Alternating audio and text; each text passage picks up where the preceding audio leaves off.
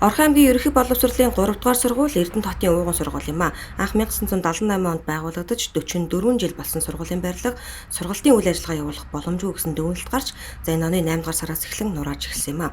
Тус сургуулийн хичээлийн 1-р байрыг буулгах, барих ажлыг Уран ханга компани гүйцэтгэж байгаа юм. За ингэхдээ өдөрт 60 машин хогийн нэгдсэн цэг рүү барилгын хогоо зөөрлөж байгаа юм байна. Харин тэдний ажилд иргэд хүндрэл учруулж байгааг талбай инженер ярьлаа.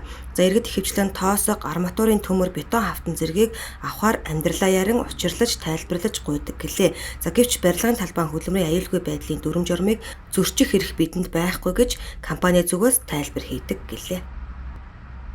Энэ сургуулийн буулгаж дахин төлөвлөлтөөр шинээр барилга барихын удаа сургуулийн үйл ажиллагаа юунаас 8 сарын 20-оос хойш эхэлсэн үйл ажиллагаа. Бид нарын зүгээс барилгын хашаа барих тэгээд ерөнхийдөө буулгалт хийх ажиллагааг бол 9 сарын ихээр эхэлсэн. Тий. Иргэдийн зүгээс бол биднээс хүсэж байгаа юм хэмээл буулгаж байгаа хуучин барилгаас цонх одоо халаалтын материал, турба, одоо тоосоо, пар гэл ер нь ингээд дээврийн материалаас чих юм одоо иргэдэд өгөх боломж юу байна гэсэн асуулт зөндөө маш их ирдэг. Зарим нь бол гомдол гаргаад цагдаа дээр одоо бид нар байцаалттай явж байгаа. Яагаад шалтгааныг бид бас тодорхой мэдээгүй байна.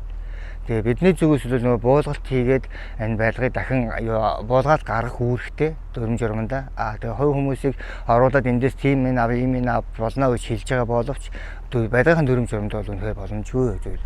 Үнэхээр шаардлагатай бол бид нар иргэдэд ганц юм хэлж байгаа. Бид нар хотгаа дэвдээ тэмхлээд хогийн жолоор гаргаж байгаа. Өшөө өөрсдөө тэндээс авах боломжууд нээлттэй.